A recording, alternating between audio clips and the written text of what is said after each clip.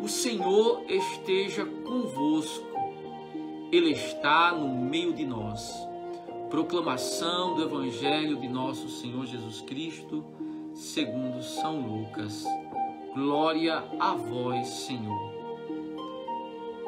Naquele tempo, milhares de pessoas se reuniram a ponto de uns pisarem aos outros. Jesus começou a falar, primeiro a seus discípulos: tomai cuidado com o fermento dos fariseus, que é a hipocrisia. Não há nada de escondido que não venha a ser revelado, e não há nada de oculto que não venha a ser conhecido. Portanto, tudo o que tiverdes dito na escuridão será ouvido à luz do dia, e o que tiverdes pronunciado ao pé do ouvido no quarto será proclamado sobre os telhados. Pois bem, meus amigos, eu vos digo, não tenhas medo daqueles que matam o corpo, não podendo fazer mais do que isto. Vou mostrar-vos a quem deveis temer. Temei aquele que depois de tirar a vida tem o poder de lançar-vos no inferno. Sim, eu vos digo, a este temei. Não se vendem 5 pardais por uma pequena quantia? No entanto, nenhum deles é esquecido por Deus. Até mesmo os cabelos da vossa cabeça estão todos contados. Não tenhais medo, vós valeis mais do que muitos pardais. Palavra da salvação. Jesus no Evangelho diz, não tenhais, mais de uma vez. Quão importante é ouvir estas palavras, quão necessário.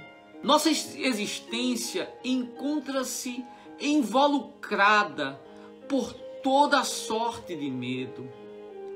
Medo da pandemia, medo do desemprego, medo do fracasso afetivo, medo do fracasso financeiro, medo da violência, medo do futuro. A questão é que, vendo realisticamente a vida, nós nos damos conta de que nossa existência encontra-se cercada de perigos. A impressão que temos é que estamos em um campo minado. Os riscos são muitos. Eu diria que há pessoas que têm medo de fantasmas. Mas nós poderíamos dizer que o próprio medo é um fantasma que assombra a vida de muitas pessoas, que assombra as nossas vidas. O medo é uma enfermidade da alma. Que tipo de enfermidade é essa?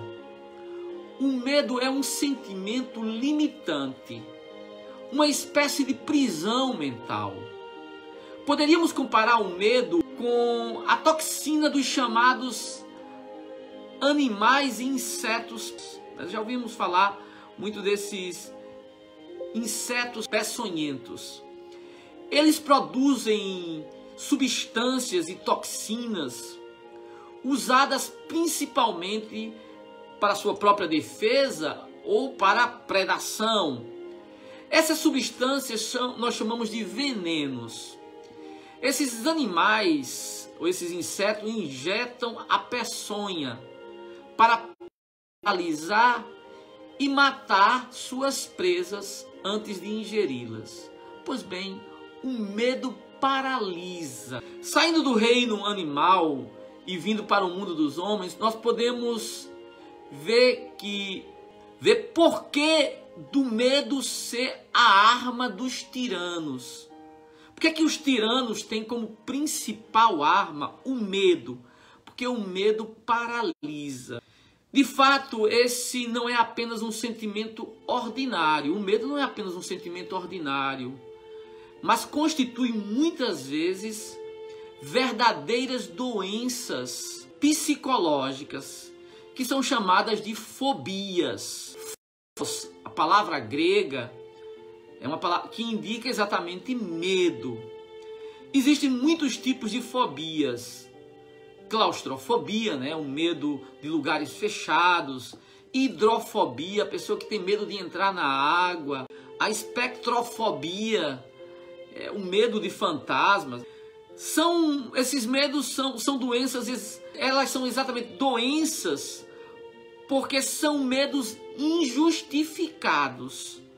Ou seja, elas não têm razão de ser. Essas fobias são irracionais. E a própria pessoa que tem uma dessas fobias, ela tem consciência disso. Mas é mais forte do que... Portanto, o medo paralisa e aprisiona.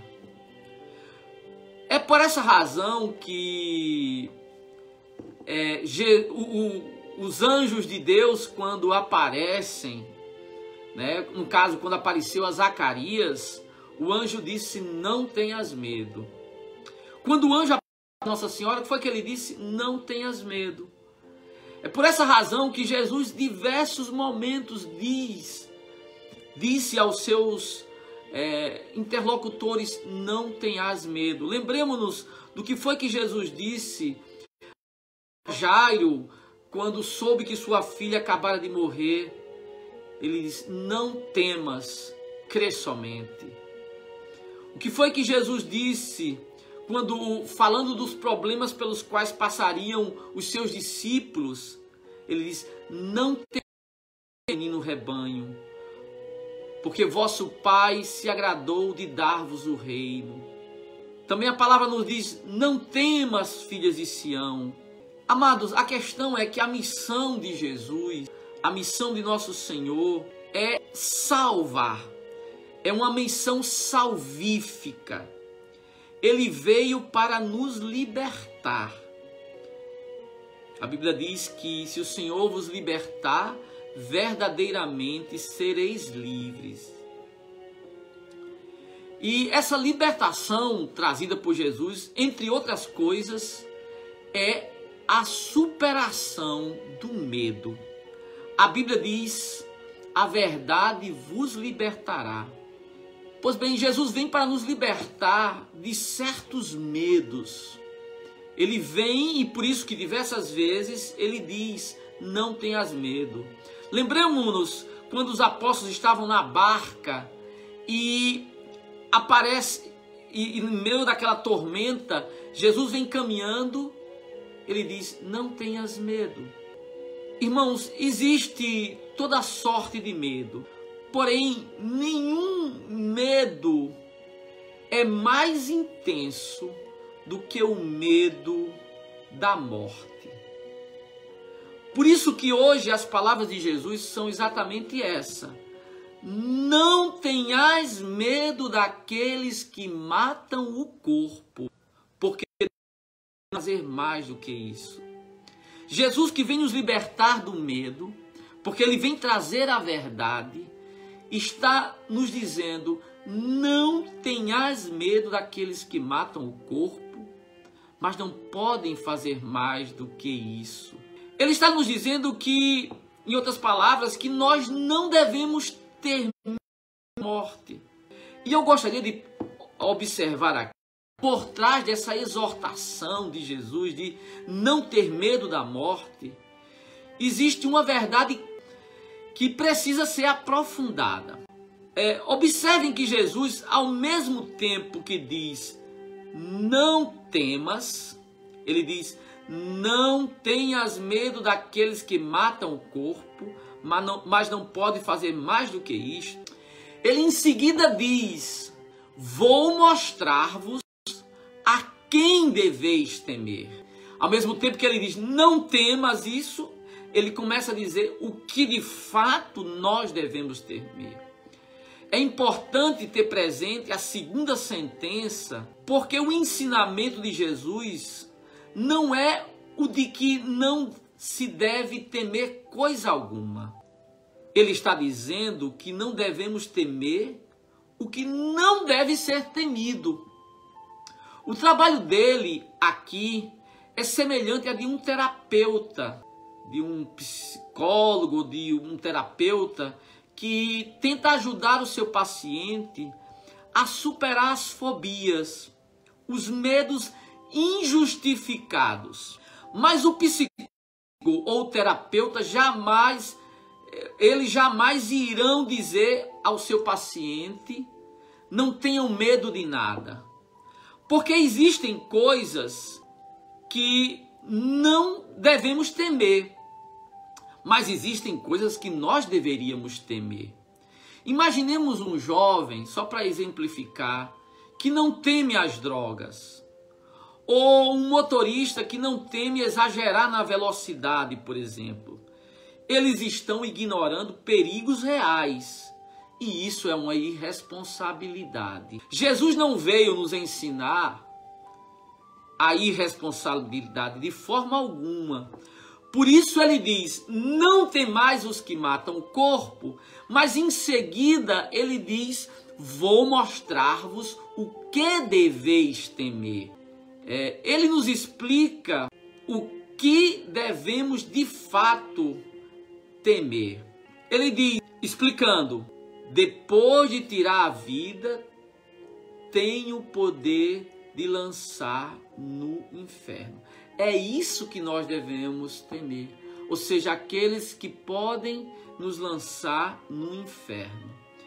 Em Mateus 10, 28, essa citação se encontra melhor formulada, pelo menos na minha opinião. Lá em Mateus diz assim: não temais os que matam o corpo, mas não podem matar a alma. Teme antes aquele que pode destruir a alma e o corpo no inferno. O que quer dizer matar o corpo e matar a alma? Veja bem, se você abre a Bíblia, lá em Apocalipse 26, aqui se esclarece algo que nós precisamos ter presente. Lá em Apocalipse diz assim: bem-aventurado e santo aquele que tem parte na primeira ressurreição. Sobre este não tem poder a segunda morte. Algo que nós precisamos saber é que existem duas mortes: a morte primeira e a morte segunda. Quando Jesus diz: não temais os que matam o corpo, ele está nos dizendo: não temais a morte biológica. Vamos explicar aqui o que é a morte. Conceitualmente, a morte é uma espécie de separação. A primeira morte é a separação do corpo e a alma. Jesus está dizendo com essas palavras que eu não devo temer a primeira morte. E o que é a segunda morte? É a separação da alma do espírito. Deixa eu explicar para vocês. Assim como a alma é a vida do corpo, o espírito é a vida da alma. E eu estou falando aqui do Espírito de Deus. O que Jesus está dizendo é que não devemos temer a morte natural, a morte biológica, mas devemos temer sim a morte eterna, a separação do homem de Deus. Esse é o verdadeiro problema. Deixa eu colocar aqui de modo ainda mais evidente, porque veja, assim como a alma é a vida do corpo, o espírito é a vida da alma. Porque quando a alma se separa do corpo, nós temos a morte biológica. Mas quando a alma se separa de Deus, aí nós temos a morte espiritual. Aqui eu gostaria de lembrar, irmãos, que há muitos que estão vivos biologicamente, mas na verdade estão mortos. Porque já se separaram de Deus, não têm comunhão com Deus. Isso é a morte. E é isso que nós devemos temer, separar-nos de Deus. E há muitos que estão mortos, mas estão vivos, porque estão unidos a Deus. Por isso, há muitos mortos espirituais, pessoas que estão andando pelas ruas de nossa cidade, com quem nós falamos, conversamos, que já se separaram de Deus, da comunhão com Deus. E essa é a morte espiritual que nós devemos temer, que nós devemos ter cuidado. O problema, irmãos, é que nós vivemos num mundo onde o homem teme a tudo. O homem teme a pobreza, o homem teme ficar gordo, né? O povo tem medo da balança que se pela. O povo tem medo de ficar velho. Hoje em dia, você perguntar a idade de alguém é quase chamar um palavrão com essa pessoa. As pessoas têm medo da pobreza. As pessoas têm medo de perder o emprego. Tem medo de ficar doente. Tem medo de tantas coisas. E algumas vezes são justificadas. Mas o problema é que nós não tememos o que Jesus nos disse para temer. Isto é, a segunda morte, a perda da vida eterna, que vem pela separação do homem de Deus. E é tanto verdade que nós abrimos nosso coração e nossa mente para toda sorte de veneno espiritual, que nos separa da comunhão com o Senhor. Abrimos nossa alma para as ideologias anticristãs, abrimos nossa mente para as doutrinas pagãs. Quantos irmãos se dizem católicos, basta chegar alguém com qualquer sorte de doutrina idolátrica e ela já está aberta às crendices, às feitiçarias, às coisas contrárias à fé. Tememos tudo, menos o que deveríamos temer. Diante de um mundo dominado por toda sorte de fobias, irmãos, de toda sorte de medos injustificados, que o Senhor nos dê o único temor que nos serve. O único medo que nos serve. Sabe qual é? O temor de Deus. É esse o temor que nós devemos ter em nosso coração. Que o Senhor nos ajude e que nesse dia onde Jesus nos fala do que temer e o que não temer, que nós peçamos ao Senhor a graça do dom do temor de Deus. Louvado seja nosso Senhor Jesus Cristo.